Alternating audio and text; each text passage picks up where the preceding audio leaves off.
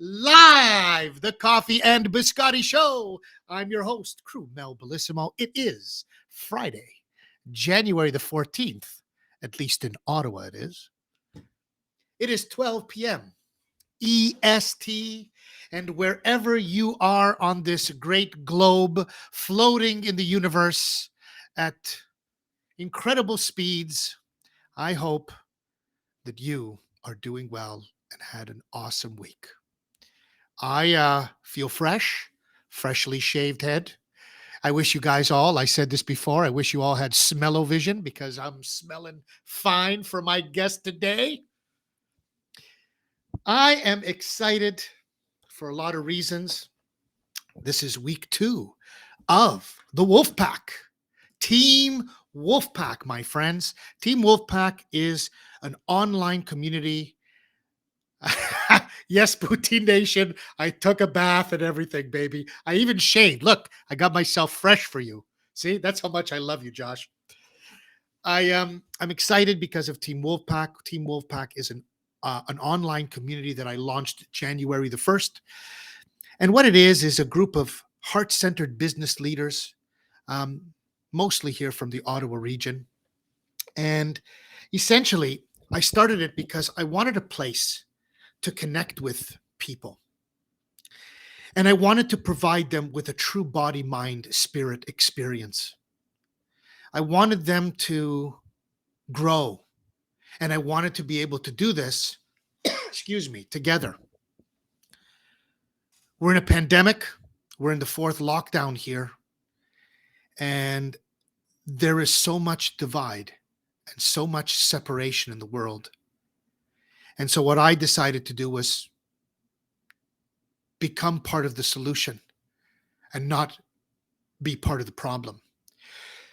And in trying to solve this, I created this online community. And of course, it's a great opportunity because I get to connect with some amazing, amazing people.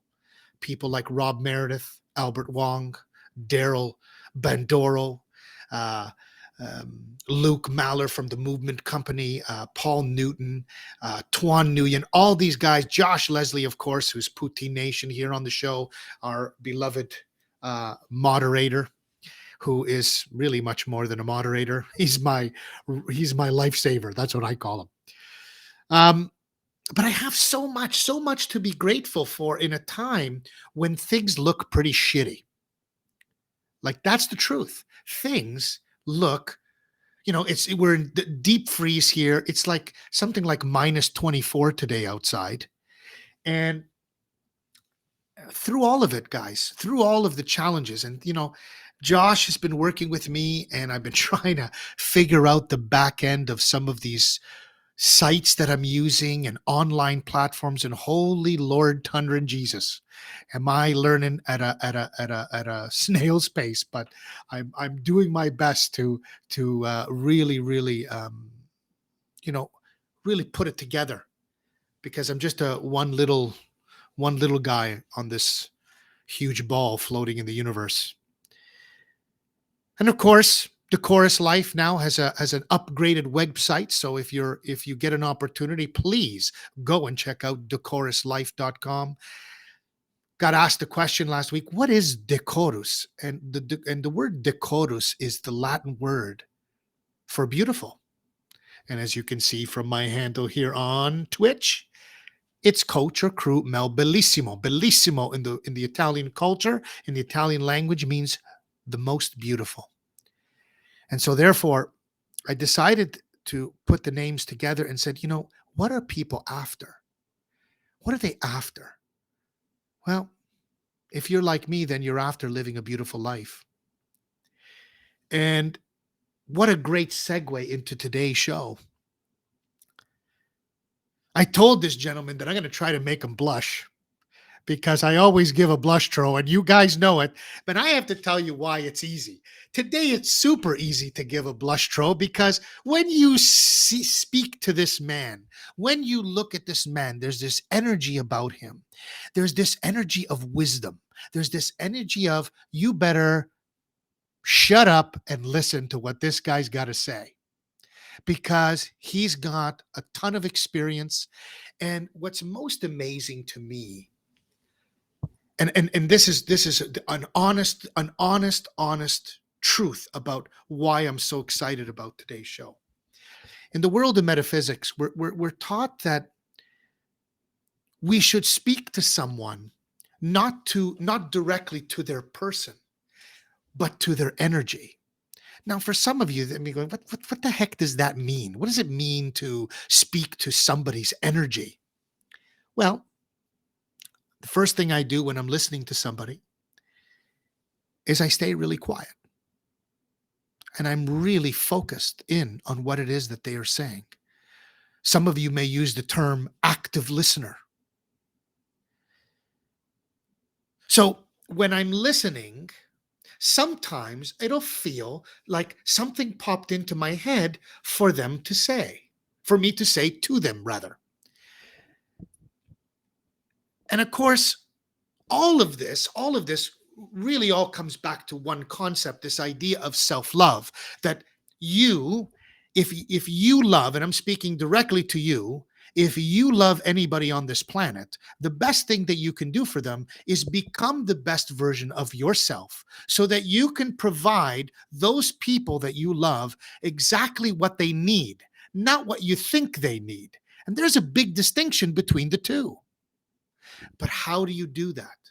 Well, today's guest is an expert at profiling and communications. He helps with, I'm going to try to get this right, but of course, we're going to bring him on in a minute, but I'm going to try to get this right. You're dealing with someone, maybe it's a client, maybe it's a child, one of your children, maybe it's a family member, and you want the very best for them. And in providing them the very best, what you're doing is communicating in a way that really, I want to say, resonates with them so that they can get the most from that interaction. Now, we know we're going to go deeper into this, but he is just an incredible man.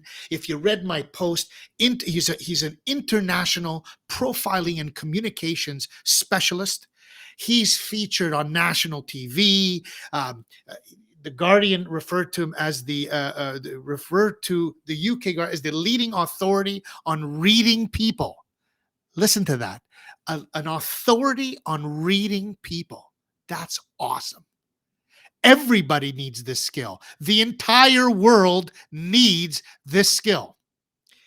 The interesting part is that, having a 3-year-old, now I went to read his bio and it says like, he's worked with the likes of Disney films. Are you serious?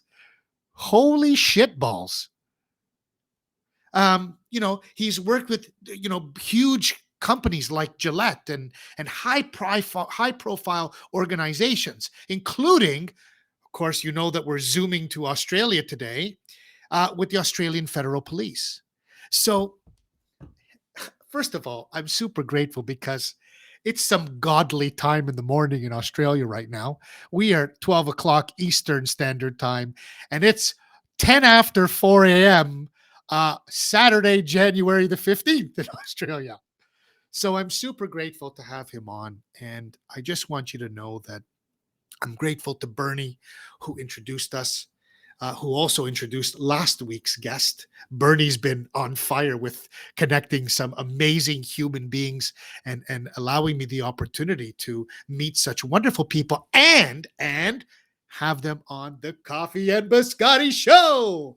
So, without further ado, my friends, I want to bring on a man that I very quickly have found a deep respect for. A guy that my only wish is that I could spend more time with him. He's probably not a cheap guy to hang around. So one day when I'm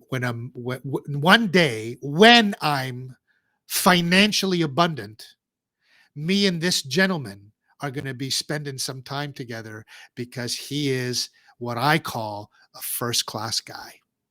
So, wherever you are in the world, my friends, I want you to get up off of your comfortable seat and put your hands together for the man, the myth, the legend, Mr. Alan Stevens. Thank you very much for that. You said you were going to try and make me blush, and you can see by the colour, I think you've done it. Excellent. And Excellent. by the way, Mission it is accomplished. Saturday morning, so welcome to the future, guys. Welcome to the future. Exactly. This is so awesome. Alan, thank you for being on the show. And thank you for waking up at some godforsaken time to be here with us. This is the world we live in now, with having clients all over the world and everything, with the need to connect. We just have to get up at whatever time it might be. Yeah. So we just do it. I failed to mention, ladies, he is single. Just saying. Just saying. Just putting it out there, ladies. I was Alan. I say that jokingly, but I'm actually not kidding. I can't believe just before the show you told me how old you were, and I said, "Are you for real?" And I don't know if we want to share that, but I will tell you this, man. You look fabulous. I hope when I'm your age, I look half as good as you. As I was telling you, it's only another couple of months and I'll be hitting 70. Wow. Absolutely amazing, Alan. Whatever you're doing, keep doing it, my friend. Keep doing it. I think where you get the from is, as you said, if you're looking after yourself and nobody else, you end up getting old very quickly. But when you're around great people and you're helping them, it always feeds your soul. Indeed it does, my friend. Indeed it does. And you've been doing a lot of feeding of souls in your life. And what I like to start, how I like to start the show, Alan, is we've got 90 minutes. And I want to be able to really go deep into Alan's life because, again, you're a man of wisdom. For me, wisdom is an equation. Wisdom equals knowledge experienced. So you're not just this guy who decided to read a couple of books and think, well, this is why I'm a international profiling and communication specialist. No, you went and you have lived experience. And we want to, of course, I want to hear all about it. The audience wants to hear all about it. But I want them to know Alan first. Because as I mentioned to you, this is a show of passions and transformations. So take us back, Alan. Like, take us back as far as you want to go, but paint our audience a picture of who this amazing man, Alan Stevens, is. Well, how about I start where I am at the moment and then go back from there? I'm a father of three sons. I've got six grandkids, the ranging from the age of 17 down to 1 year old. So four grandsons and two granddaughters. And I'm really proud of my oldest granddaughter. She's 13 years old and she's my youngest student in what I do, and now becoming my business partner as well in a couple of projects. So I'm really chuffed about that. It's really great. Awesome. But originally born and bred in Sydney, moved around the country, been travelling overseas, done that since, well, as I said, in the 70s. So 1952 was the year I was born. And I've enjoyed the life of being able to share time with people. I've been married and divorced twice, which has been an interesting process, and a lot of things I've learned from there. As you were saying, it's not so much the knowledge that we pick up by reading books, it's what we apply from those books, but it's what we've learned in our life and how we've decided to handle that. Because everything's got an upside and everything's got a downside. There's two ways of looking at everything. And it depends on which way you focus as to what you actually get out of it. So that's been the major thing for me. I've worked in just about every industry you can think of. So that's where I've got a lot of my experience around people. I started out as a communications, as a technician in training with our old PMG, Postmaster General's Department.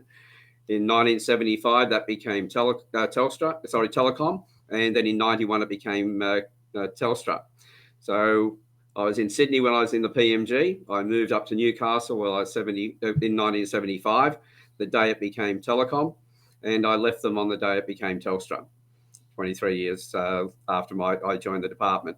And I've learned a lot from that. that's where my experience started, working with individuals, and it's just grown from there. So, as I said, just about every industry you could think of. I've worked in the fuel industry, the building industry, health industry. I've been a massage therapist. I've been an aromatherapist as well. I've done just about every therapy you could think of. And I've had a few friends that told me that, well, you've just about done every therapy, Alan. It's probably time you were in therapy. So, because I have been a student of Nice. life, which is the main thing. Yeah, And that's yeah. the thing that I've been really appreciative of. You can pay a lot of money for lessons by going into to universities and colleges and things like that. But the wealth of education you get from just living life and being observant, as you said before, the way you like to interview, the way I like to interview, sit and listen to people, take in what they've got to say, and don't try and come up with questions straight away. Let those questions flow through. As I say to everybody, we've got 2 eyes, we've got 2 ears, and 1 mouth, and you use them in that proportion. And when we use our mouth, use it to ask questions. And when one of my sons said to me one day, he said, well, how many questions do I have to ask? I said, well, every question you can think of. I said, and I guarantee while you're asking those questions, you'll have a few more that come up. Once you've asked all of those, then you can say to the person, what I'm understanding is this. And you get their recognition, their confirmation of it as well. So you're never assuming, not even to the asking questions to the nth degree. You never question the judge. You always ask for confirmation. And with that, you'll always connect with somebody at a deep level. And that's when you find that you get heart-centered, you really connect, and the conversation is enjoyable. Well, I'll tell you, Alan, my father, this is a classic line my father used to use when I used to talk too much. He used just to say, hey, listen, son, how many ears do you got? He says, 2. How many mouths do you got? 1. That means that you should do double the listening than you do talking. That's exactly right. But throw your eyes in there as well, because this is one of the things, because of what I do, the body, the expressions, just the movement of the body, the color of the skin, the dilation of the pupils, all of that tells us so much information. The non-verbals give us more information than the words. Yeah, absolutely. And that's what you've become an expert at, is seeing these nonverbal signs. And this is why I'm so fascinated. Like, this is freaking awesome. Because like, I'm thinking to myself, wow, can you imagine? I mean, just the beginning. Let's just unpack a little bit about what you said. This idea that if you're going to be in a position where you're interacting with people, and it doesn't matter who it is, but you actually spend time just listening, not worrying about the questions, let the questions flow. And then when you do ask questions, you're asking them good questions, if you will. And then you just reiterate what they said to create that deeper connection. Just that alone is brilliant. Most people, Alan, that I know don't do that. And that's one of the biggest issues, is that we assume too much. We're always too big a hurry to get to the end of the situation, to think that we've understood what you've said. But we rush it too much, and that's why there's so many arguments. We see it on Facebook. What a situation there. Somebody puts a post up, and then everybody jumps in and they take sides. And we miss that opportunity. I always ask a person, well, what did you mean by that?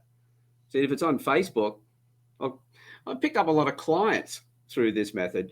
On Facebook, they've made a comment. I've looked at what they've said. I've made a little comment back just to sort of try and understand the essence of what it was about. And then I've sat back and haven't responded again. I've just sat back when they've responded and went, okay, what's really going on here? And I might send them a personal message and say, look, I'm not going to argue with you on air where everyone else sees it. I just want to know, am I getting this right? Is this what you said? Are we on the same wavelength but not recognizing it? And in those conversations, the number of times that I've actually ended up with a client has been ridiculous. Wow. You'd be surprised what you can do when you stop and you slow down. And just remember, it's not about you. When somebody says something, it's about them. It's what they're feeling. They may say to you, well, you did this to me. Well, no, I didn't. You responded to what I said. And if I realize that, then I can have some more compassion for the other person. Because if I think, well, if I take what they said as being gospel, hey, it was me. Well, what do we do when somebody says you've done something wrong? We put the barriers up, and we're not going to talk. The walls go up really fast. Well, Yeah. I'm a lazy person. I'm not going to build walls, because if you build the wall, you got to then take the damn thing down when you realize you put it in the wrong place. So That's a lot of don't build work. it. Oh, definitely. Yeah. If Yeah, you've seen some of the absolutely. constructions I've put up, you go, yeah, good idea. Don't put the walls up. That's right. That's right. See, Alan, what I'm most fascinated with is that, this kind of skill, or this company that you've created. First of all, the fact that you're creating and forging a path for yourself is always a powerful thing for me, because not that I have any judgment, of course, of anybody who has something called the job, because of course most people have a job, Hmm. but I really respect those that and have a soft space, maybe I should say better, in my heart for those that have decided to forge their own path. But I really want to get into this, Alan, and I want to know, first of all, like, how did you get here?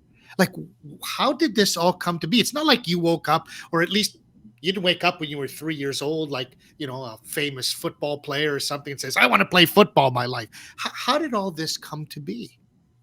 Yeah, well, if you look back and we go, okay, when I was a young kid, I was really good at reading people. So was everybody else who's listening to this. Children, look, if you've got a young child, any of the listeners have got young children, how often do they push you to the edge but not push you over the edge?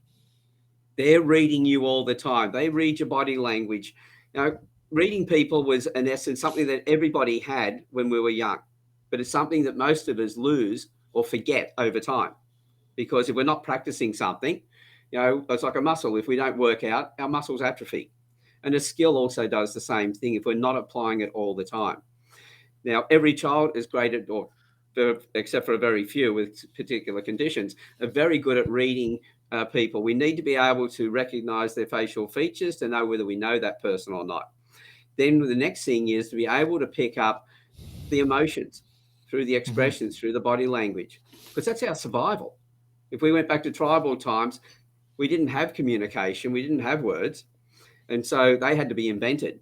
We only had what we could see. Now, I was, like everybody else, really good at reading people when I was younger. But the reason I'm doing it now is because over the years later, I became lousy at it. As I mentioned to you before, I've been through 2 divorces. I've been Yeah. through a lot of broken relationships. I had business partners who emptied the bank out. And so, pretty much in the first half of my life, and up until about the age of 50, it was a wake up call around about that age. Before that, I realised I had to learn to read people better, and I started learning new skills. But it wasn't until around about 50 that a lot of things happened in my life. There were a lot of different experiences that put me on a different direction.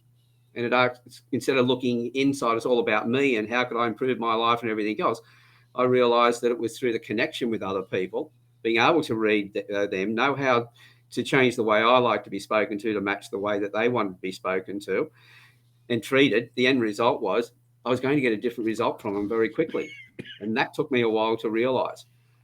But most of us, we go through life where we clash with people and we want them to change and we try and force the change. Yeah. It's not going to happen.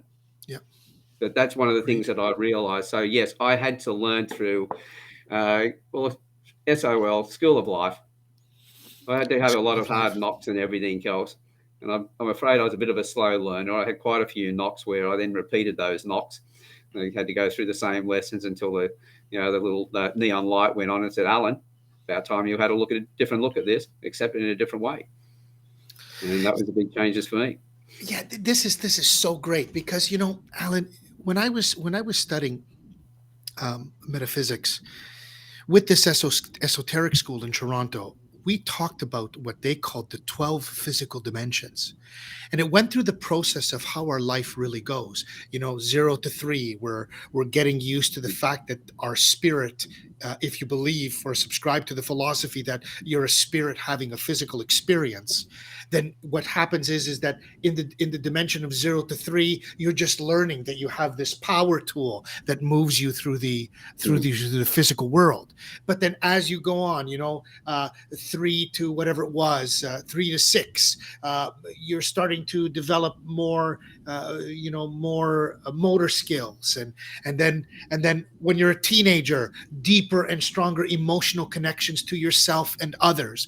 And then by the time you get to what I call the evening of your life, um, you start to change. That there's things that are different about your thought process, because you have all this learned experience. And the words that came up is love, hope, faith, generosity, because you've gone through all of these things, and now you said, I've always looked outside of myself for happiness. It never worked. That's right. Tell me, Yeah. tell me a little bit about, if you could, in maybe a couple of those words: love, faith, generosity. Now that you're almost at 70, Alan, how has that changed from when you were 50? Well, when I was 50, I'd just gone through my second divorce. Well, the way my process went along, as I said, I was born in Sydney. I moved up to Newcastle when I was 23. I was put in charge of a group of men who were all older than me. I'd just gone through all my training. When I joined the Postmaster General's Department, they had a 5-year training scheme. You finished the 5 years, you then did a correspondence or a test, and then you went into a correspondence course for 2 years and became out as a senior technician. Partway through the 5 years, they changed it, and you had to become a supervising technician by going to college and do a 4-year course. And so I doubled up. While I was still doing the 5 years, I put the other course on top of it. So I put in some very long hours and got through it early. They sent me to Newcastle and put me in charge of a group of men who were older than me. My second in charge was 38 and I was 23. So I had to get them on side. So that was where a lot of pressures and everything. I went through most of my life being pretty much of a loner up until that point. I got married. We had the 3 boys, and my first wife left when they were 4, 11, and 12. So I had to raise them on my own. And that was an interesting process. And so I've been very fortunate. People might think I'm insane, but when you look at the things that have happened in your life, it depends on how you decide to interpret them, which side of the argument are you going to take, which way are you going to look at it. And I realized that I could be, out there like everybody, all the other males and men I knew who were separated from their partners were out on Friday nights, going out drinking and everything else, seemed to be living it up. Right. But I had a bit of a shot at that, and I realized that wasn't really fulfilling my life. Now, a lot of people say, it was wonderful that I raised the 3 boys. There was nothing special in me in doing that. That was part of my obligation to them, but it was also my pleasure as well. They were my sanity, because otherwise I would have been going out drinking, chasing women, trying to feel better about myself, because when your partner walks away from you, the feeling I got was that, well, men are providers. And I was virtually feeling that I was told that I wasn't good enough to be a provider. And so, not that it was said, but it's the way we respond to things internally, our unconscious mind. And so I had a lot of anger at that point. But I realized very quickly that if I didn't change that, my attitude towards her, my sons were going to suffer. How many couples break up and then they're fighting factions? They're 2 warring tribes, and the kids are the debris that happens in between. Every time a man Too or a many. woman complains about their partner, they're telling their child half of their DNA is no good. When you attack your partner, you're attacking your child. And so you tell your kids that, hey, your mother's no good or your father's no good, he's a bum or whatever, you're damaging. It's really child abuse if you stop and think about it. See, love is not the love that we think about in a relationship. Most of that's really lust. We see somebody, we're attracted to them and everything else. That's lust. That's not love. Love is something you build over time. And in fact, it was after my second divorce that I finally, well after it, that I finally realised what love was and how that went about. My second wife, I'd met her shortly after I'd divorced my first wife. I opened up a business. I'd left telecom. I took redundancy and started a business with a couple of guys, a couple who used to be on my staff. Excuse me.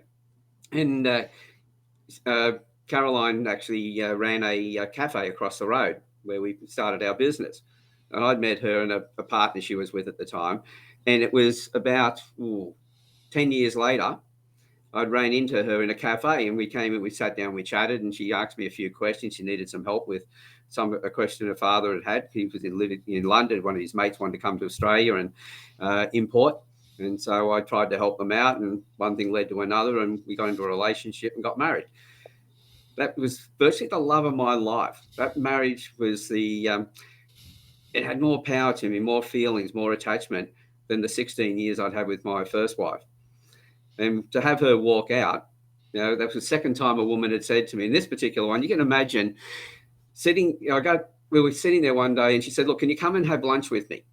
And I went, okay, yeah, let's go have lunch. So this is before we got divorced. And she picked a little cafe, which is a nice little cafe. You can imagine this. It's about 8 to 10 tables in the room. It's a takeaway as well. You've got these beautiful tables with laminated tiles on the top. It's an Italian cafe, and the metal chairs, metal legs on the tables and everything else, tiled floors. It's fairly quiet. She sat down. The first thing she said to me was, I want a divorce. Didn't even say hello. She said, I want to leave. And at that point, the place went dead quiet. Everybody who was in there, because everyone's in their lunch and all the rest of it, and that's all they heard. Well, the only thing I could actually hear at that stage was my heart hitting the floor. And I was devastated. Anyway, every time I saw her after that, she'd see me. If she was in the car, she'd wave to me when she went past. If she saw me in the street, she'd run and hide so that so I couldn't go and talk to her. And I felt devastated. But about 10 years ago, that was when I was about 50. About 10 years ago, I was at a health opening of a health centre here in Newcastle, and one of her old girlfriends was there, and she came up to me, we were chatting, and she told me that Caroline had finally found the guy of her dreams, and she was really happy. And I felt this rush of warmth go through my body. And I think her friend was trying to see what sort of a result or response that would come. How would I respond to this? And I just had this feeling of warmth and this real happiness that she was happy. And in that moment, I just went, now I know what love is. Love is not having somebody and holding on to them. Love is being able to let them go, to care enough for them. And at that point, I also realized that I didn't need to have a partner. So my whole life, my father died when I was 3, so I grew up without any real male role models. Jeez. Right. If I was married, I would say to everybody, I've got the wife's teeth in. Got the wrong teeth in this morning. But when you're missing your words. But no, I grew up in that particular fashion. When I was 23, my uncle, my mother's sister's husband, had told my fiance at our engagement party she could do better than me. That's what I grew up with. So I'm very much a loner all the way through life. All I wanted to do was be able to feel that people needed me. I've chased people all of that period of time, right through to my 50s, trying to feel self-worth by attracting other people to me. Absolutely insane if you stop and you think about it. But we are wired, we're social beings. We want to have those connections. But the connection I realized I needed first was the one with me, not with somebody else. Because when I got the connection with me, I know who I am, and then I can present myself to the other person as me instead of trying to fulfill something that I think they want me to be. It's the only person I want around me is the one who wants who I am, not what they want me to be. There's too much work in the other.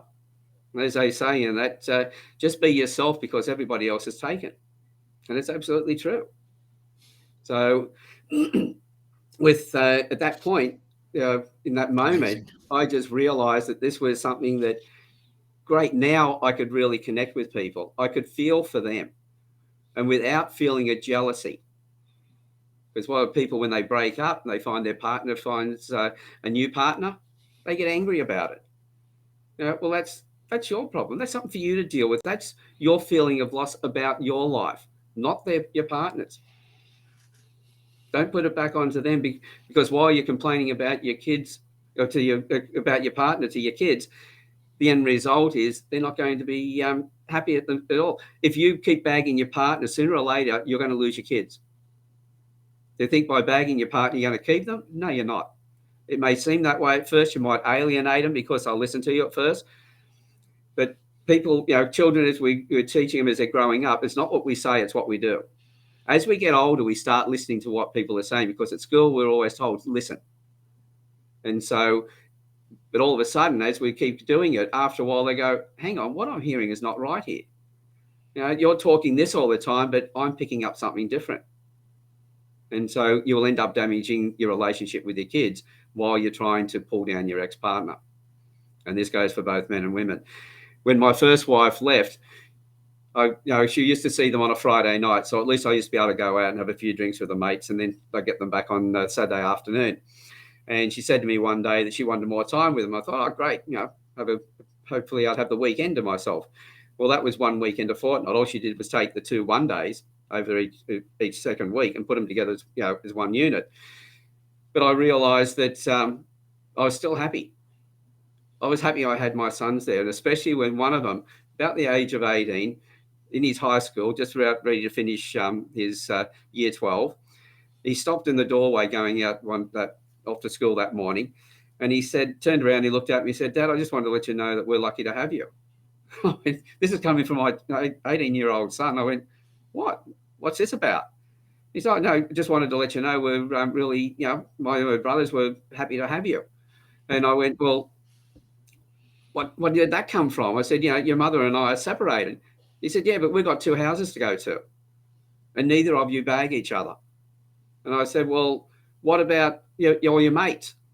Why aren't you envious of them? Because their mothers and fathers are still alive. He said, yeah, but don't you notice most of them are around here after school?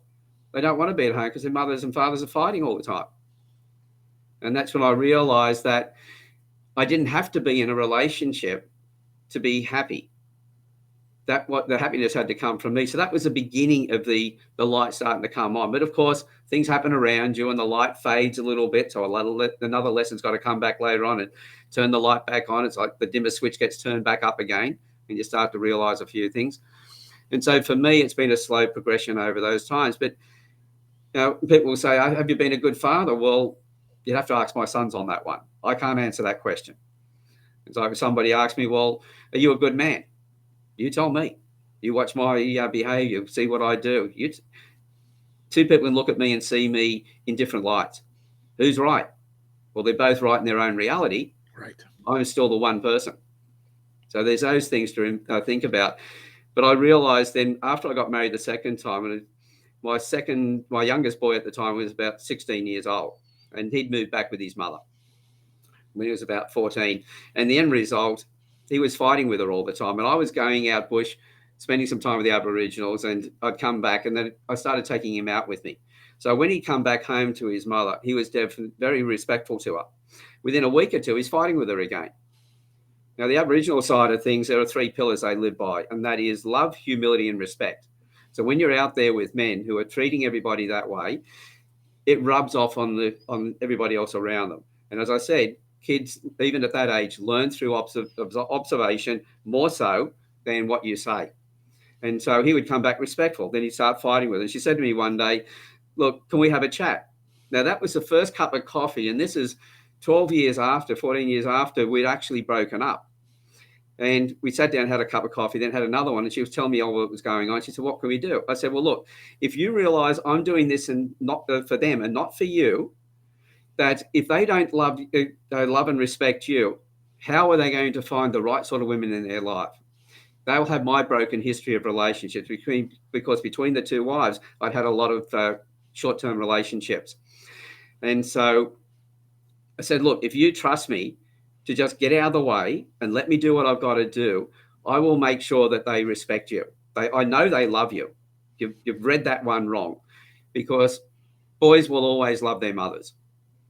But as far as respecting you, that's something that you need to earn. But to help them do this, they're not going to get that respect from you. They are not going to learn it from another woman. It has to come from a man. And let's face it, I'm the man who's got the biggest problem with you because I'm your ex-husband. So if you trust I'm doing this for them and not for you, I will do everything I can to make sure that they respect you. But once you've got that respect, it's your job then to maintain it. My job is just to get it there. And so we did that. And my boys have a great relationship with her. When my oldest boy was in his early 30s or mid 30s, he got married. He was staying with me for a while, for a couple of years. He moved out, and his mother came to me and said, "Look, I've just had a big change in my life. I'm going through some transitions. I need somewhere to stay for 3 months. You've got a spare room. Can I be a lodger? Pay the rent, do my own stuff." And I went, "Right, separate lives, that's fine." Anyway, she moved in, and it was for 3 months. She moved out 3.5 years later. Now, everybody says to me, how in the world could you have gone through one divorce, go through a second divorce, have your first wife come back in and live in the same house for 3.5 years? And I went, well, I stopped and I thought when she needed help, I thought, right, she's a human being. We're here to help other people. This is a human experience, and the human experience is connecting with other people. As I said, tribal creatures. And I thought, rightio. She virtually walked out of the marriage saying I wasn't good enough. I wasn't good enough as a provider. And so I thought, right, I can still remember that. I can hate her for it. Or I could look at the other side of it and go, okay, what came out of us being together? As I said, 3 sons that I love and respect. If it hadn't been for them, I wouldn't have needed to have a relationship with her at that point, if that was the case. But the fact that we had the boys, I could open the door up to her. I could love her for having given me 3 sons that I love and respect without needing to be in love with her. And that was a beginning, again, of realizing that it's about loving yourself before you need to love somebody else. If you can't love yourself, how can you then do that with somebody else? And that's what I'd done with my first 2 wives. I didn't really love them, if you stop me and think about it, because how could I if I didn't know what love was in the first place? And it was only after, big transitions at the age of 50, round about that, when I was about 60, when the comment had been made to me about my second wife being happy. And it was at that point the light really switched on. And it's made great transformations in the last 10 years because of it. It's been huge. I'm sitting here quietly, Alan, because I find it interesting how on the other side of the world, there's a man who's a little older than me, who's had some experiences that I'm going through right now. Mm. I got the question even as early as, as early as yesterday, that said, how could you be at home with somebody you're not together with? Mm. And I said, well, it's certainly not easy at times, but over the course of the last little while, things have really changed. Our relationship is better, and that's because I think that I started to remove some of the expectations. Mm. I started to remove what's the word I'm looking for? The feelings that I had of I don't want to say anger, but resentment that I had about her and that I had for her. And I've come to a place where it's there's still couple things that trigger me every once in a while, but I'm so much better at it. And at the end of the day, she's the mother of my child. Mm. And we are going to have this relationship with our son as long as we are alive. Mm.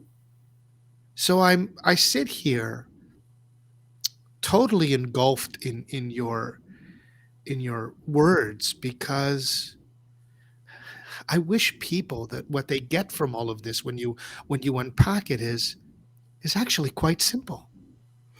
Love yourself. Give to yourself what you need first, because you can't give to somebody else what you don't have for yourself. That's it.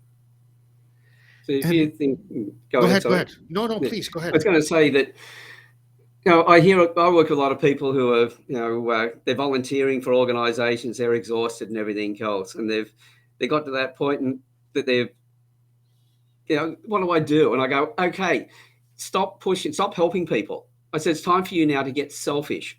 If you're trying to be selfless all the time, but now there's nothing left in your tank. You're drained.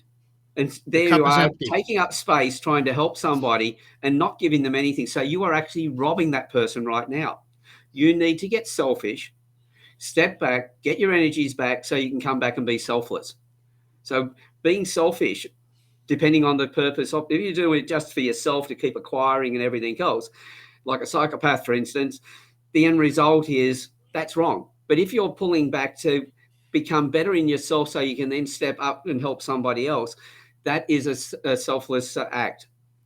It's like I put a post up on LinkedIn back in 2018 about, with a picture of Richard Branson, a comment next to it saying, take care of your employees and I'll take care of your business. It's that simple. And I'd put the post up and just with the one comment next to it and go, and just said, well, if that's the case, why is it that 87% of people are disengaged in the workplace? And there was a barrage of comments, people attacking their bosses and bosses attacking their employees and everything else. And I realized at that stage that people had missed the understanding of it.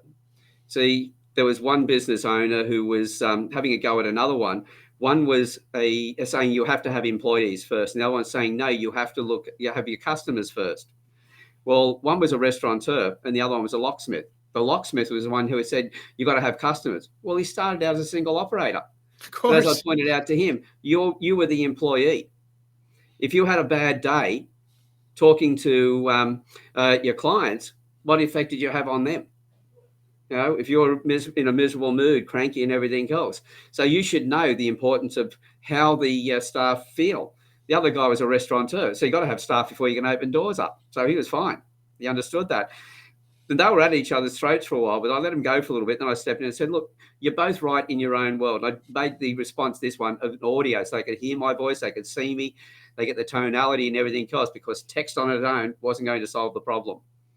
And as I did that, they were able to then realize when you put your staff first, you're actually putting your customers first, because you're not the one who talks to your customers every time. It's always the, I've just seen the comments, there's a lot of, thank you. There's, when you're putting your customers first and you're not looking after your staff, they're the ones talking to your customers. You don't answer the phone every time they ring up. You don't go to the front desk every time they turn up. It's your people. The happier your people are, the more your customers are going to want to be there. So we're all connected. And this is the thing. By putting in a personal relationship, you put yourself first. In getting yourself right, you're being the best version of yourself, and your partner then receives that. So by looking after yourself, you're immediately looking after the other person. 100%. Whenever you're engaging, everything you do is going to be an engagement. The end result is that's going to be the outcome of it. It's only when we think we're an isolated person that we're just using everybody else for our own gains. I'll just discount those people. They're only a small percentage of the population anyway. A lot of the people that we call narcissists and psychopaths and everything else, that's because our response from what's going on inside of us. How many people break up, couples, and their partner's a narcissist or whatever it is. Stop and have a look at it and go, how much of this is the way I'm taking this in the first place? Right. Everything comes back to, we look outside to get happiness. Well, the happiness is inside. We're looking inside for the answers to all our problems when we should be looking outside for some support and everything else. We do everything always the wrong ways around. That's a term I like to use, ask about. We get it the wrong way. So it's a matter of just realizing, who's responsible for my happiness? Not my partners, not the people around me. Yeah. I've been really fortunate with the Campfire Project. I get to sit and talk to people from all walks of life, and they tell me their life stories.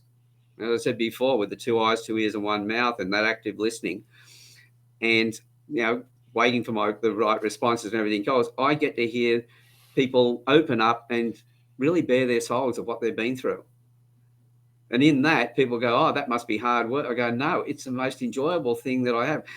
I feel so honoured that somebody feels safe enough to open up around me. Somebody they probably haven't never met before. They've only just seen me around, and they're worried about what I think of them. Oh, I've got them up on a pedestal. Yeah, And this absolutely. is people from all walks of life. It doesn't matter where they're from. There's no two people on the planet that are the same. This is why my profiling is separated from all the other profiling. Everyone puts people in boxes, with all these psychometric profiling systems. And the idea of that is that's not for their sake, that's for our sake. If we can put them in a box, we we feel comfortable. I come along there and take the person out of the box and say, right, now I want to treat you as an individual, completely different, uniquely different to everybody else on the planet. And I go, right, I want to find out about you. I want to learn you. It's a great term. I remembered when I was 19 years old, I was doing or actually 17 years old, I was doing my first training within the PMG. One of the instructors I had, Jimmy Pierce, used to walk in and he would say, okay, what am I going to learn you today? And I just thought that was bad grammar. And he sort of made it as a funny line and everything else, and we just thought he was putting that on. But the end result was, years later, I started to realise what he was talking about. And it was when I got involved with the Aboriginals, one of the elders used to always use the term, I'm going to learn you. To teach somebody the stuff that I do, what I have to do first is to learn about them, to know how to deliver what I'm doing in the way in which they're going to get the best benefit out of it. And so I have to learn from them. So when am I going to teach somebody? I've got to learn. So I learn people. I don't teach them. I know it's bad grammar. And I had the grammar police attack me there at one stage every time I used it. And I went, if that's all you got to worry about, guys, you've got a good life. But I realised that, I'm a part-time teacher, but a full-time learner. Whether I'm sitting there with kids who have been people say, oh, who's the person you admire the most? Probably the homeless guy I was sitting there talking to the other day. I was in Sydney one day and I had to catch a train across a couple of stations. I walked into the train, and our trains over here have two lower or level sections at the end, and in between they had the double decker. And I walked in, and I'm only going a couple of stations. I'm not going up into the upper or lower section. I just went into the side. There's only one guy there. The other section's all jam full. This guy off the street, got his gear around him and everything else, looked pretty filthy. I'm in my suit, and I just sat opposite him because there's two bench seats on this train, and we just got talking. I almost missed my stop. We're having this brilliant conversation. The guy had so much wisdom and knowledge about life and about even politics at the time. You never know who you're going to learn from. Yeah, I'm sitting there with kids. I'm learning from them all the time. And I started to learn how to laugh again, watching young children play. Now, my sons are grown up, so they probably missed that phase from me.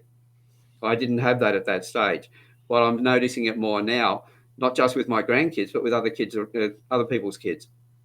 I just sit there and watch them playing and doing. I think I'm just smiling, and I can see them pushing their parents. And I'm going, oh yeah, I can see how they're taking them to the edge. And I'm thinking, right, if the parents could understand that, they would have a much better relationship. The kids will try and divide the parents because by the way, they're not trying to break you. They're testing you to see if you hold. So they will push you to the limit. Yep. And they'll play one parent against the other because they know if they can get in between, they're controlling it. But if it's like, we'll say you've got a broken relationship, you then get into another relationship and you've either got a stepfather or a stepmother, especially if it's a stepfather, the children will try and break the two up because they'll try and get the mother's affection and everything else. And the children think that they've won. Well, actually, they've lost because they've lost that connection with the male as well. Because the man will try and be more, put in the discipline, be a bit rougher and everything else. Well, that's the male aspect anyway. It's part of growing up. and the kids will then go and complain to mum, and mum will come and complain to their spouse, their child's stepfather, their husband, and you have problems coming out of it. Everybody loses in that. That's why I say, parents, if you love your children, build a relationship with your partner, whether you're together or not, co-parent. The more that you understand your children and both of you talk to the children the same way, which means you therefore have to change the way that you prefer to speak to yourself, and it'll be different to your partner. But once you understand that, you'll start to understand the difference of your partner as well. And the number of people that have asked me to look at their children and how could they help the situation with them, and they were warring fractions themselves. Yeah. By the time we've gone through it and they've understood how to talk to their children, their attitudes to each other have changed as well, because now they realize the differences in their personalities, and they start to see the upsides of the traits that now before all they could see were the downsides. Because what attracts us when we meet somebody, there'll be something there, and I guarantee it's, in a lot of cases, it's an opposite trait to what we have. I'm fairly laid back, I'm quiet, and all the rest of it. I'm an introvert. But when my second partner, and that very outgoing, bubbly life of the party, that was exciting. Over a period of time, though, then when she got stressed, I would feel the stress from her, and because she was bubbly and the very dramatic in her expression when she was happy, she was also so dramatic when she was upset. That was a little bit much. It was a bit like a drama queen. And so I pulled back from that. It took me a while to realise, well, after it's only been later of recent years, I realised that she hadn't changed. My observation had changed. The excitement, it's like if you eat chocolate every day, you love chocolate, and you eat it every day, it's not going to be long before it doesn't have the same appeal anymore. And so the upside of the traits, the things that excite us, start to wane away. And then we notice the other side of the traits. Before we didn't see it because we're excited on this side. That's right. Because all of that is in the lust period. Most of our earlier parts of our marriage, it's still lust. Alan, what I love about what you're saying is that, there was a class I taught once, and I was saying this to a dear friend of mine yesterday. And we were talking about relationships. And I, in this class I was in, the gentleman who was teaching said, relationships nowadays don't work for two reasons.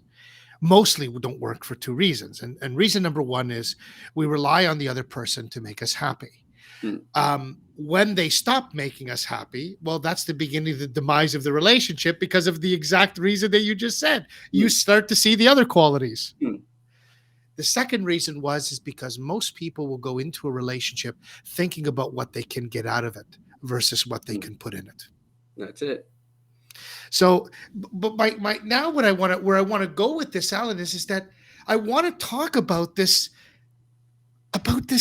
company. I want to talk about this skill. I want you to talk about how did you become an expert at reading people, and what does it entail? Well, one of the things that's driven my life, I know it was one of an American coach, John Woodford, I think, or Wooden. And the statement was, the most important thing you'll ever learn is the next thing you learn after you think you know everything. As I said, I've been a good student of life. And so I would go and learn things. People might, they go and learn a modality like NLP, and all of a sudden NLP, the neuro-linguistic programming is the be-all and end-all of everything. It's the best thing since sliced bread. Somebody else does some other thing and it's the best. And next thing they're fighting over which is the best. They're all tools. And I want a big toolkit. I like things. So I want my toolkit not to be a couple of little tools. I want it to be a big full one, so that anytime I want something, I've got the tool and I can come along like Bob the Builder and get it done. And so I've been always learning all the way through my life. I started out, as I said, in my situation, I had to learn about people, and body language was the main thing at the time. Alan Pease, who's brilliant at body language, an Australian over here, I followed some of the stuff that he was doing, and that's where I started trying to pick up what was going on with people in their body language. Then in the 80s, I got involved in psychometric profiling, Myers-Briggs and DISC and other profiling systems, Enneagram and others. And I started to learn those. At the same time, then in my into the 90s, I got involved in NLP. And then in my late 90s, my second wife, she was, we got together, we were married. She then talked me into becoming a massage therapist because she used to teach the aromatherapy section of it. She was a massage therapist herself. And so I took up massage therapy and I learned about aromatherapies. After we broke up, I learned about sound therapies and color therapies, and actually introduced sound and color therapies into the Singapore hospital for the kids with ADHD. Where I found that with using binaural tones, the little changing the frequencies beats in the ears and everything else. Yeah. And I was working with kids with autism where they, especially when they wouldn't sit with their tutors for very long, they'd be fidgeting. By using those tones, 45 minutes later, they're still working. The tutor wants to go home and they're still working away because we're impacted by everything around us. So I was learning all of those things and then learning how they interacted and then learning what do I apply at any stage. Anyway, with the psychometric profile, it was in the early 2000s. I'd had a gentleman asked me to come in and have a look at his company. He was teaching currency trading and none of his pupils were making any money. So I went in and I saw the instructor they had. He was a qualified trader. I did his course with him and learnt the tools of trading, and brilliant, absolutely brilliant. But everybody was losing money. And I said, well, look, you need to know their personalities. You need to understand how they're going to react once they go out and they start trading with their real money. And it was actually one of my friends who had been with them and done the course with them. He'd actually lost $70,000 on his trading. He kept on, losing his kitty. And I thought, why isn't somebody working with a psychologist? So I was using DISC and Myers-Briggs in those days. Once they finished their training, and even noticing going through their training, but especially when they'd finished and they started putting money on the table, they weren't matching their personalities. And I realized that I asked a couple, I said, well, what's going on? I said, you filled out a questionnaire and this was the results, but you're not behaving that way. And a couple of them said, oh, we tried to figure out what sort of personality we had to have to be a great trader. I went, no, we have to know your personality, because when you're under stress, you can change the way you behave. You can say, right, I'm going to make a conscious decision to operate in a different way. So you're changing your personality. But the moment you're under stress, you're going to go straight back to the original personality. And that was what was happening. And I thought, right, I need a better way of doing it. If you ask people questions, the end, for number one, it takes you some time to do it. Number two is that if you're asking them questions, it depends on their education level. It depends on their experiences, male and female, what they've been through. It depends on their culture. And it especially depends on their emotional state right then when they're filling the questionnaire out. And then I've had DISC profiles that said, yes, but with the extended version, I can sit there and observe people. And I go, yeah, but if you're having a good day or a bad day, I guarantee what you will put up with a person will be different. And so you will see them differently. So even you are going to have a distorted view.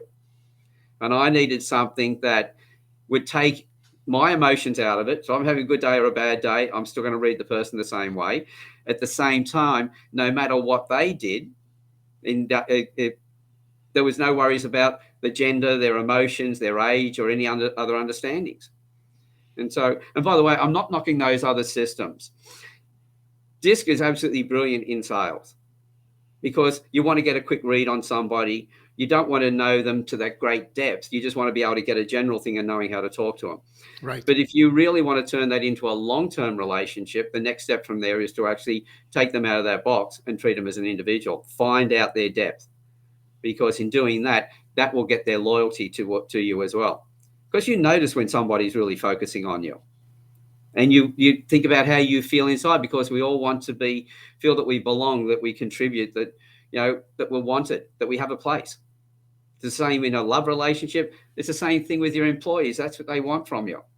Yeah. The difference between a love relationship and the relationship with your employees, unless your partner's working for you, there should be no sex. It comes down to that everybody wants to feel that they contribute, they belong, and all the rest. If you do that, if you're a business owner, then you can go and work on your business while your staff are working in the business, and you can grow your business. Correct. So you can see I go off on tangents because everything is connected. It always comes back to the same thing. The more I can look at somebody and understand them as they are and treat them in that particular way, the stronger bond I will have with them. And I realized that's where I needed to get to. So my focus when it's external is on the other person so that I can understand them better, so I can build a stronger relationship with them. If somebody comes to me, they want to improve their sales. I want to understand them to build a stronger relationship with them. If they're coming to me because they have a problem with their partner, it's the same thing that I'm trying to do, build a relationship with them. Because when I've got a relationship with them, that's when they can open up more and they can feel safe. And when they feel safe, they can find their solutions. I don't tell them what to do. I will. This is why listening and asking questions will guide them to finding their own answers. And as I said, while I'm teaching them, so-called teaching them, I'm learning from them. So while I'm talking to them and I can see them finding solutions, as they say, you can't light someone else's path without lighting your own. So I'm learning heaps. And for me to be able to learn, I've got to shut up. And so this is why I operate in this particular way. It was 2 years ago, in the middle of COVID, we had, when I turned 68, a couple of guys in the Campfire Project, or Scott Carson in particular, decided that he wanted to celebrate my birthday. He organised a Facebook Live for me on the Saturday. He wanted me to go into his group and just do a Facebook Live, because he has another group called the Sunday Session, where the guys would go running on the weekend and try and put smiles on people's faces. They wear these very bright yellow socks with little black dots all over them, which are really gaudy, and you can't not notice them. Right. But the story about those is the little black dots are the tough times you're going to go through in your life. You're not going to get out of them. They're always going to happen. But the yellow is the warmth of the winter sun, the camaraderie, the people that you have around you, having the right support. And they use these as symbols to get conversations going, because somebody's looking at their socks and they start grinning. Then they look up and they see the grins on their faces, and conversations start. And people then open up to them. And so Scott decided he wanted to me to do this Facebook Live. And I thought, oh, yeah, he just wants me to do a Facebook Live. It's my 68th birthday. I've had that many of them. It's not that special. So I wasn't even thinking about that. We're on StreamYard, and there's a pounding on my door downstairs. He said, oh, you better go and get that, because interrupting our conversation. I opened the door up, and he said, I'll just look after everybody on Facebook Live. We'll get back to you when you come back up. It's one of my students from 10 years ago. I profiled her son when he was 6 years old. He's got Asperger's. She's standing there. She's part of the Campfire Project as well. She's got a mask on. She's got a phone up filming me. She's in the Facebook Live. She brought me a cake that she baked because there was nowhere else open to buy one. And there was a birthday present, which happened to be a roll of toilet paper. And so this was my surprise. So then we came back. She came in and joined me back on in my office with the Facebook Live. And I then found out that Scott had got in touch with all the people around the world that are part of the Campfire Project. And he had parties with them leading up to this Facebook Live. He had them singing happy birthday. And most of them he didn't know. So they turned it into parties. They had dad joke sessions and things like that. And of course, it happened to be the brunt of the joke in a lot of the cases. Talk about a roasting. And I was in tears watching this, because it's just the fact that they thought so much of me to go and organise people on 7 different continents. You can see why having those relationships with people, where first of all making sure that I am the right person, that sort of response is what you get. If I needed a reminder anywhere through my life, that was it. That was it's no way you could miss that. That was the sign you can't miss. That's it. And I know from the things that I've done, both he and another guy, Scott Carson, and along with James Short, I introduced them on the in the Campfire Project. James is one of my old students. I profiled his kids many years ago, about 7 years ago, and I run workshops for him. He's a business coach, and they were having a conversation about something that James's daughter, at the age of 14, has just achieved. She's moved from Sydney. They moved up to a coastal town. She's now in the state regional basketball. She's under 16. She's 14 years old, and she's achieved so much. And he was, James being the proud father, of course, a few tears talking about it with Scott. And then he was asked, well, what impact did I have in that? Both of them are talking about the impact I've had in their lives, and they're both in tears. And I tell you what, I've shed a few tears watching that video as well. Yeah. It's not so much the accolades that I hear from people, it's the connection I've got with them to actually hear those. Yeah. That's the impact. That's when I know that the other thing that I live by is the most important thing, as I said before, was the next thing I learned after I think I know everything. But the one that I really live by is what you do for yourself dies with you. But what you do for others and for the community, the universe, will always be eternal. Of course. And so when I realized that by helping other people, because when I help other people, I'm being selfish. Because when I help them, I'm doing that and I'm feeling the way I want to feel. In helping them, I might not do a good job in the help that I give them. If somebody asks me to, get up on a roof and help them realign their roof or whatever, I don't like heights. I will get up and help them, but I may be a bit shaky. It may not be the best job that I've done, but I guarantee that when I finish work, while I'm working with them, when I finish working, I feel fantastic because I got what I wanted. I helped somebody else and I felt really good. So I've been paid immediately. And that's when I realized that I know a lot of people live by reciprocity. If I help you, you help me. Yeah. If I help you, I've already received. If you're unable to help me, hey, go and if you can pass it on to somebody else, then go and pass it forward. If you can pass it to somebody else, then you will get that feeling of how I feel when I helped you. And then you can then get them to either help you back again later on if you need it, or get them to pay it forward to someone else.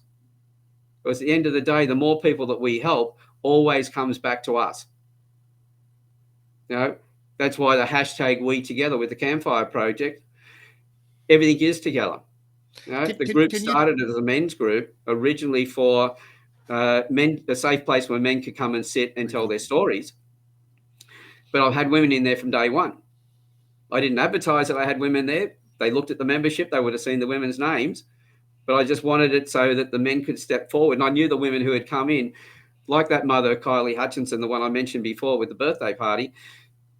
I had those sort of women in there because I knew they would respect the men. The men started opening up and telling their stories. I brought them into panel discussions and we talked about masculinity, femininity, pornography, drugs, alcohol, all different issues like that. Right. Raising boys, International Men's Day and things like that. And once we started having those panel discussions, that was when the women started sending me personal messages going, we've never heard men talk this way before and we love it. Can we get involved? What do we have to do? I said, put your hands up. I've been waiting for it. That was one of my desires from day one. It was part of the planning. So the women came into the one-on-ones. Then they came into the panel discussions. And we've extended, the subjects. Nothing's off the table. Scott stepped up. He's been doing one-on-ones. He's doing panel discussions. He's handling some of the more interesting panel discussions as well. We've been into menstruation, menopause. And yes, we've even tackled does size matter in the bedroom. And by the way, if any of your listeners want to know the answer to that, have to come into the Campfire Project and have a listen to the interview or the panel discussion. Yeah. But that group has grown because we together is so important. We've got men too, and we've got me too. Yes, they're important groups because they highlight the problems that exist today. But they highlight the problems, but they're not going to fix the problems because they're pointing fingers at each other. When you're doing that, you're fighting. But when you stand shoulder to shoulder looking at the problems, there's no blaming. We go, right, this is the situation we've got at the moment. What do we do together to fix this? Yep. And that's when we get solutions. And so that came out of the Campfire Project, came out of my experiences, my journey with the Aboriginal community, and also working with men. It was all about how to bring boys into manhood. Once you got them there, how do you help men to become a man, not the man? We've got politicians, we've got sporting stars all over the world doing absolutely dreadful things in their behaviour because they've been taught they have to be the man. They've got to be up there on the pedestal. Yep. And when you're up there, you've got to keep pushing everybody else off the pedestal. But if you're trying to be a man or you're a woman and you're trying to be a woman, who else do you want around you? Other people who are doing the same thing. You want people who are like you. And so now you're coming. This is how we build communities, like, a village, bring the tribe together, and we've been able to turn the Campfire Project into a global community. And so we're bringing other groups in, because the other thing I looked at and thought, what men and women who are running their own groups, when they're under stress, who do they turn to? Well, first of all, I want people to know about their groups. So they come in, tell their story.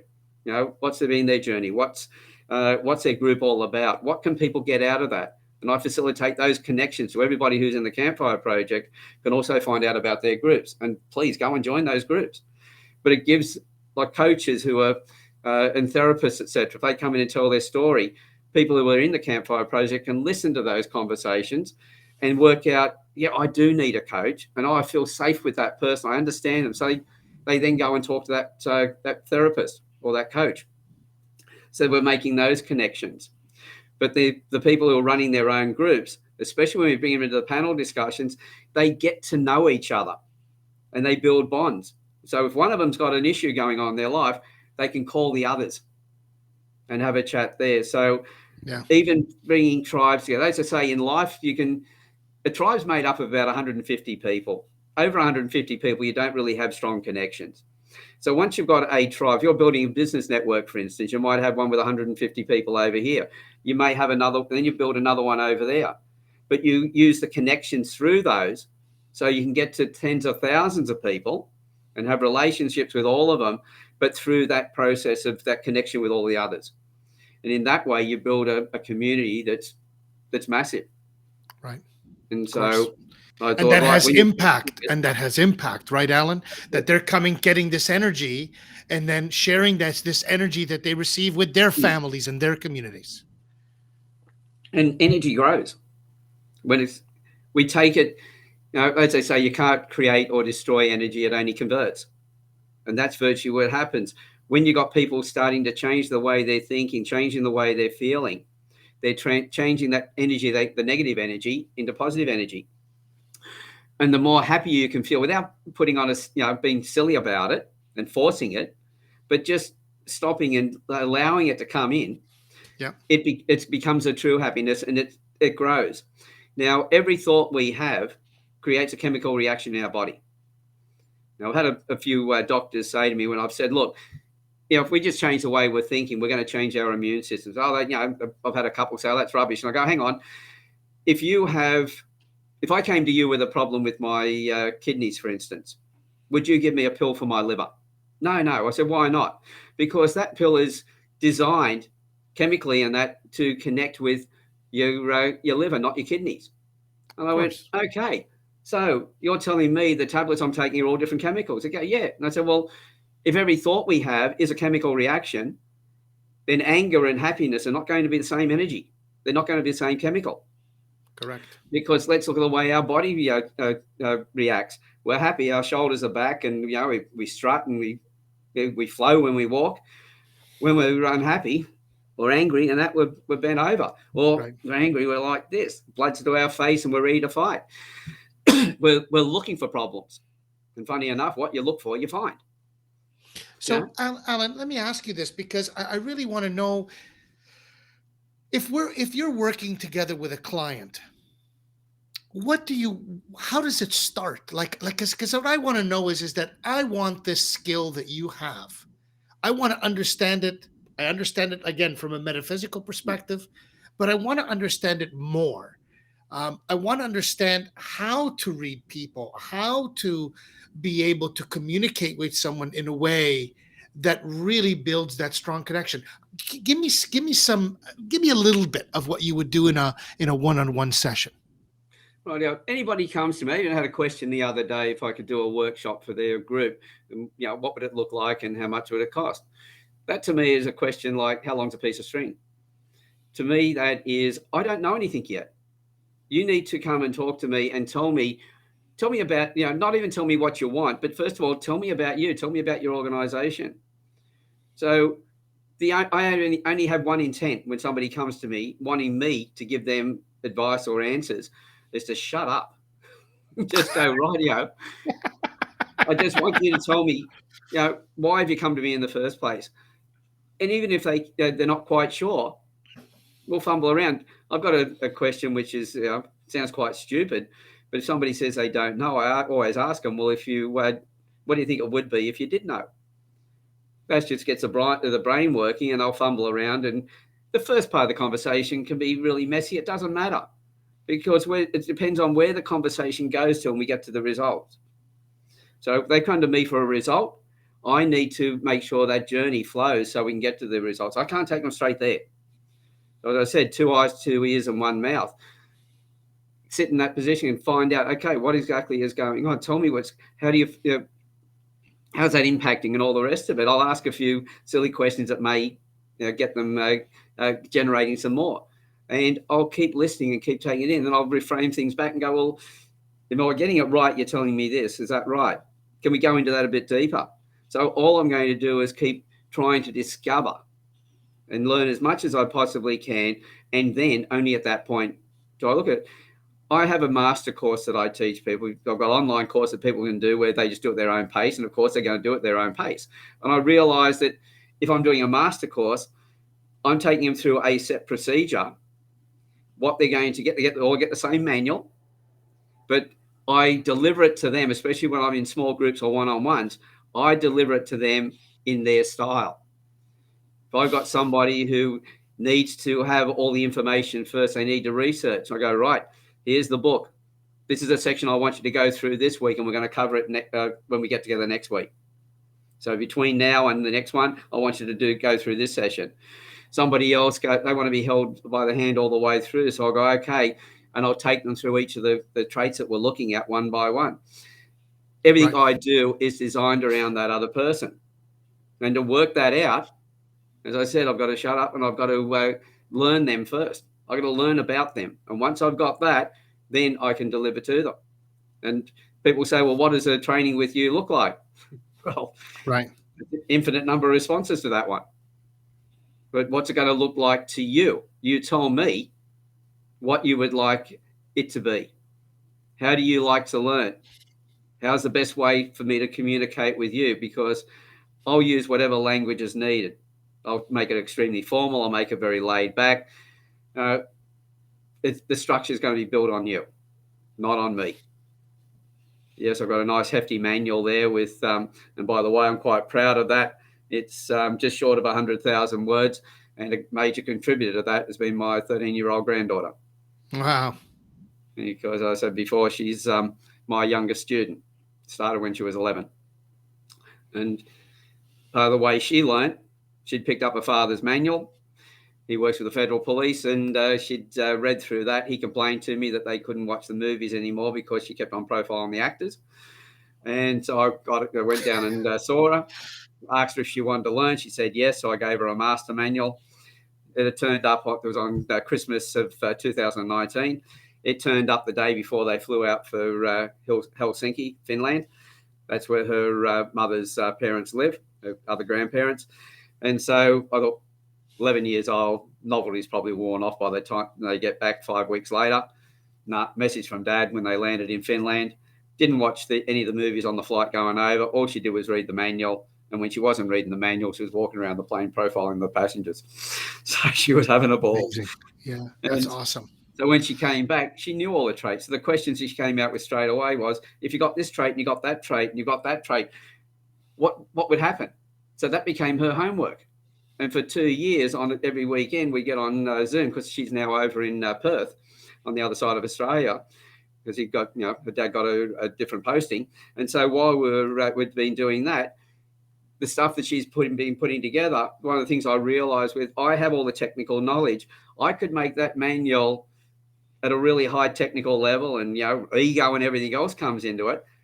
But if other people can't follow it, that's a useless document, absolutely pointless. Of course. And so I had to write it in a way in which others would connect with it. And I thought, when we really started getting into it, she was 12 at the time, and I thought, rightio, if a 12-year-old can understand it, we can then see if the doctors and the psychologists and the academics that I teach, we'll find out if they're as smart as a 12-year-old. Smarter than a fifth grader. Yes.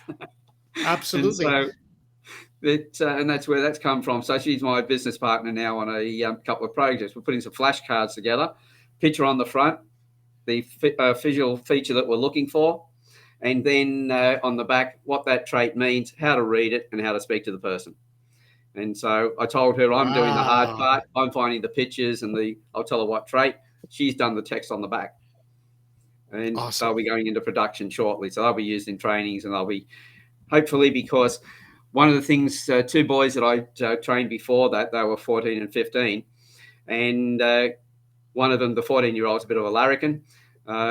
He used to work in a cafe. The woman who got me to train the two boys, she was doing my course. It was her grandson and one of the boys that worked in the cafe. And he would flirt with the older women. Anyway, at school, I said to him, well, how are you using it? He said, I'm profiling the teachers. I said, and how's that working for you? He said, I'm having so much fun. He said, I know which ones to leave alone now. I used to get into trouble with them. The others, I'm stirring them up, having more fun than I've ever had before, and they're enjoying it as well, and I'm not getting into any trouble. And I went, that's good, but probably not a marketing tool I could use. Learn this skill so you can stir up your teacher. I think probably that work with the school kids. Well, I don't know. It depends who you're marketing to, because I'm sure there's a few that would love it. But the 15-year-old, I said to him, how are you using this? He said, I'm using it to read the other kids. And I said, well, how's that going? He said, now I understand them. The kids I didn't understand before, I now understand. I said, what's that giving you? He said, tolerance. This is why I want to get this into it. And I know we haven't really mentioned it, but what I'm talking about is facial features. Somebody walks past me in the street, I can see your face. If you think about it, if you lift weights, you're going to build the muscles in your body. We also know what we feel inside, we express outwardly. This is why the micro expressions, the twitches on our face, our body movements give away so much. That tells us how we're feeling emotionally. So if you concentrate in a certain way, you work in a certain way, you'll notice I've got these lines up here and these little grooves here.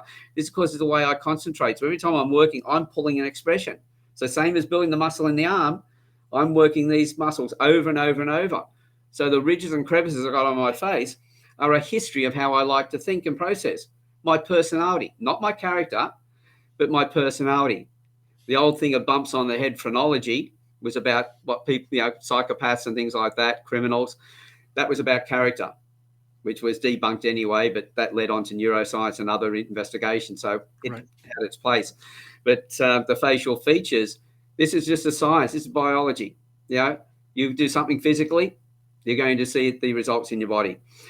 So if somebody walks past me in the street, I can see all their traits. I know how much information they need to take in. I know how much space they need.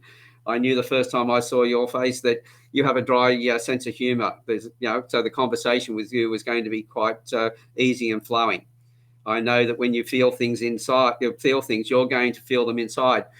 If you're stressed about something, don't come over and keep asking Mel what the hell is going on, because you're going to get you to move further back into your cave.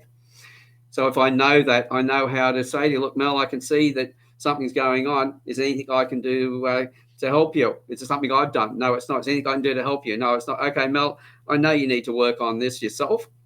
I'm going to leave you alone to do that. Come and talk to me when you've got it to that point. So let me know what was going on so I understand. Brilliant. If I've got the person with the opposite trait who needs to know everything, well, I know that with them, I'll say to them, because when they're doing stress, everyone's going to hear about it.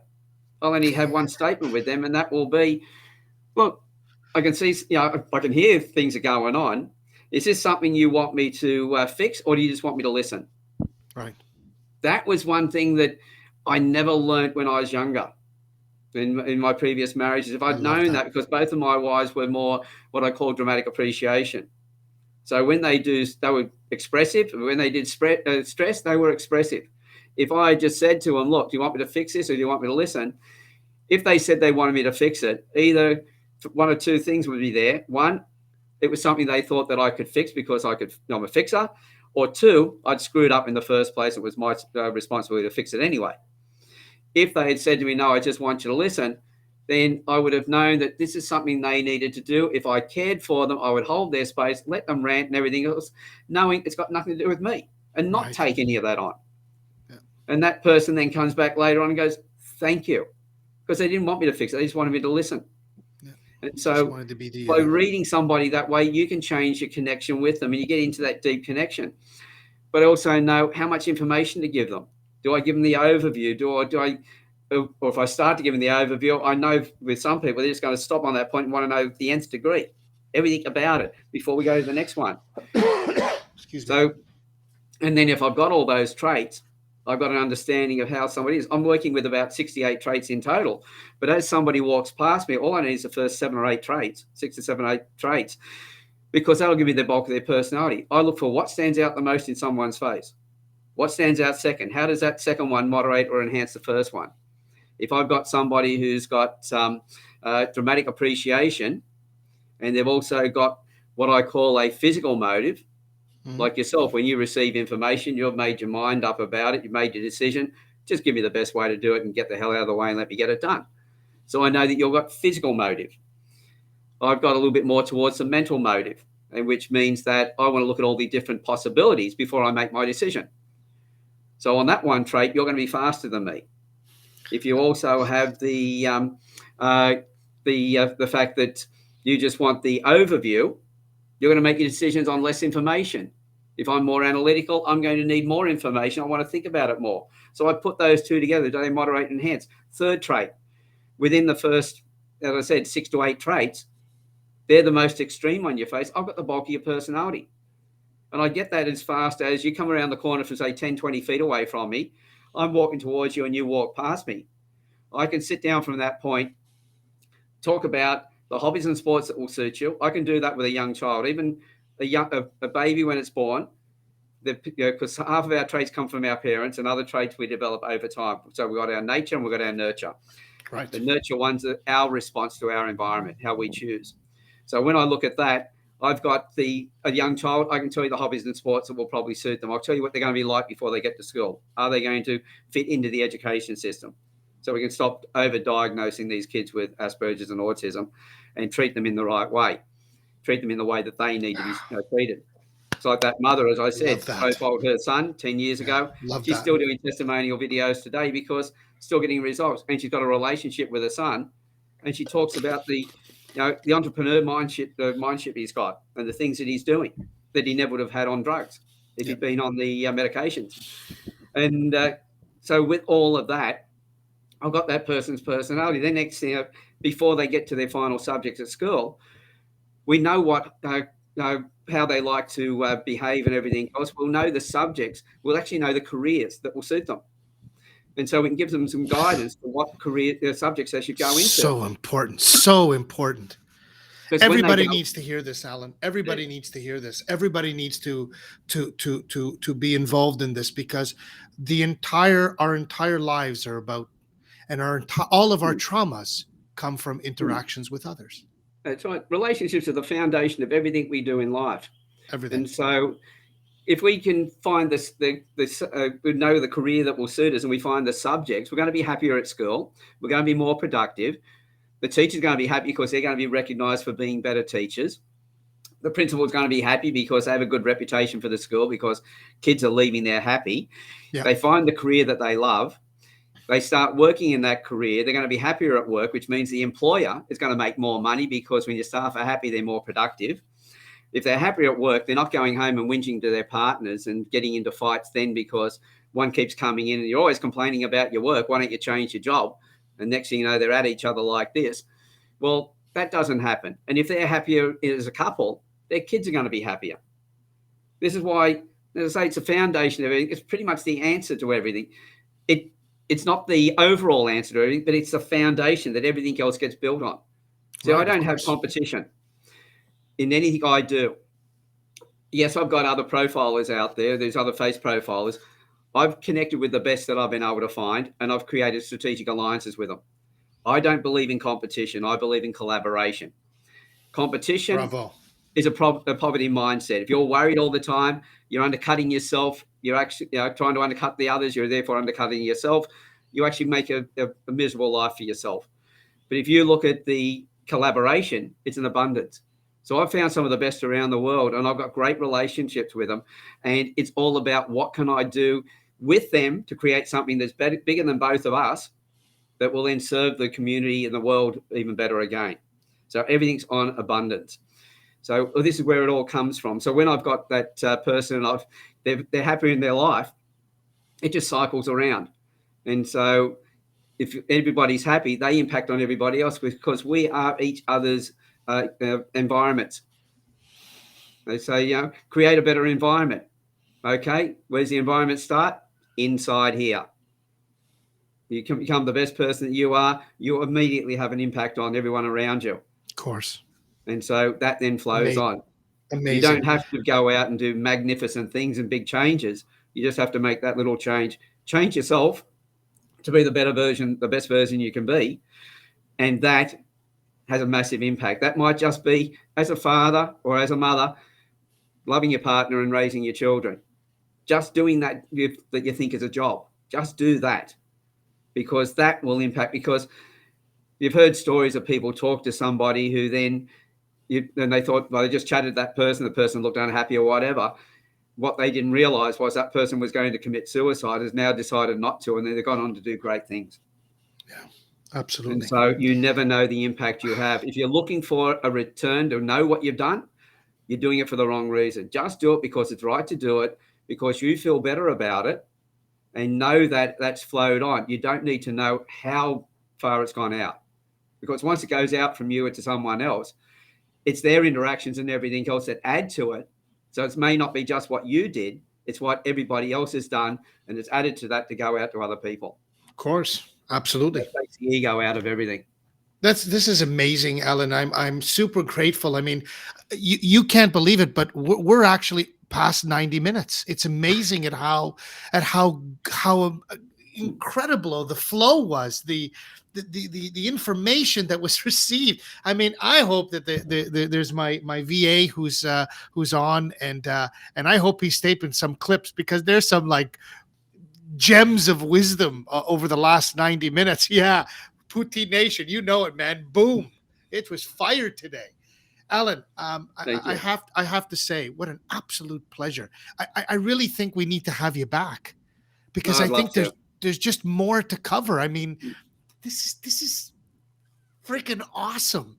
I mean, this ability, if we just go back to one simple concept, that our lives, our entire lives, are a culmination of the relationships that we have in it, then having this ability to what you have in the poster there in the back, the science and art of reading people. If we can read people in a way where we can create deeper connections with people, then I'm as the poker players would say, I'm all in.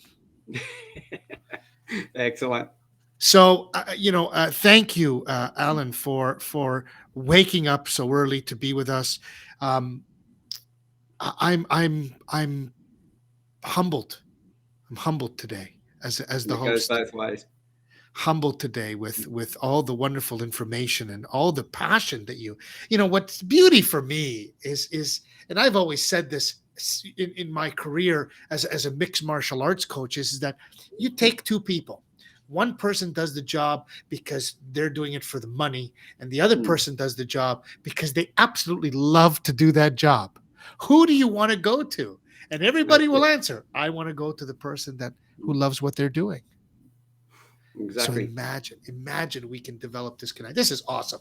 I'm in awe, Alan. We have to have you back.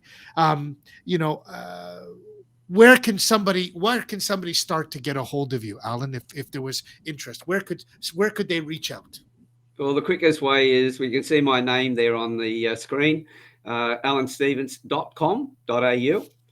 If you go to the website, I always say to people, first place to go to is the success story page, and just listen to what other people have got out of it. That's where people like James and Kylie and others have told their stories, and you'll see some of the same faces over and over through the website in different sections, because they've I always look at it that if I got a student, they're going to be a student for life. They're always going to be, they become a friend, a relationship. And same thing with the clients I have, they just keep coming back as well. So whether they're students or whatever, those relationships are there. So that's the first place to go. If you do a search in Facebook for the Campfire Project, excuse me, my throat's going, And the Campfire project, Campfire was one word. However, when I went up on Facebook, I couldn't get the one word. Somebody else already had it. So if you look up the Campfire project, 4 words, it'll take you to first of all the group page. If you just put in the Campfire project, it'll take you. I've got a community business page there as well, because what we do is the one-on-ones always stay in the Campfire project group. They never go outside. And the reason for that is that I have 100% responsibility for the protection of the people who come in there to make sure the trolls don't get to them. Because there's plenty of people who want to bag them. So everybody in the Campfire project, over 450 hours of video conversations, one-on-ones and panel discussions. Not once have we had any bigotry, racism or sexism, and not once has anybody been disrespectful to anybody else. Everybody has been totally respectful. Don't agree? They've always asked, explain to me why you think that way so I can understand. Yep. Awesome. So the group page is there, but the community page is where we then advertise what's going on inside the Campfire project to get more people coming in. Perfect. Awesome. Well, my friend, I'm again humbled by all that you've said today, and I'm grateful that you're here, and I'm grateful that you came into my life, and grateful to Bernie for the introduction. He's incredible, isn't he? Super guy, man. Super guy, Bernie. Thank you, Bernie, if you're watching the show. Very much appreciate him. Alan, I'm going to put you in the green room again as I sort of give my final thoughts, and as our Poutine Nation raids us to the next channel. So if you're in the audience, stick around. Josh, where are we headed today, my friend? Where are we headed? So what we do, Alan, is afterwards, the way Twitch works is we can actually send everybody that's here and we raid them to another station, usually a DJ, so where people can enjoy some music or some entertainment, some musicians that are going live on their Twitch channel. And it's an awesome, awesome community. So we'll get to that. But again, excellent. They're probably ready for that by now. Thank you, Alan, you. Again, such an honor. Thank you very much. Bye, everyone. There you have it, my friends. We'll get back to you on that. I usually figure that out while you are sharing your closing thoughts. Excellent. There you go. So, my friends, what can I say? This is why. It is exactly this reason why I started the Coffee and Biscotti Show, was the opportunity to share people's passions, to share people's transformations, to share their stories of trials and tribulations, and how through their trauma, through their suffering, through their challenges, they developed clarity. And in developing clarity, they move towards the things that they feel inside their heart. As once my metaphysical teacher said, hell is not a place. Hell is moving away, further and further away from what your soul desires.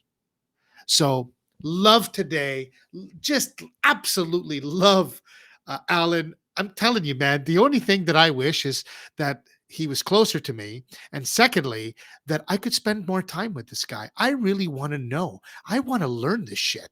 I really want to learn it. Like, that's the honest to God truth. So I know what my goal is. Create some financial abundance so I can go hang out with a guy like Alan Stevens. Put it in your vision boards, my friends, because that's going on mine.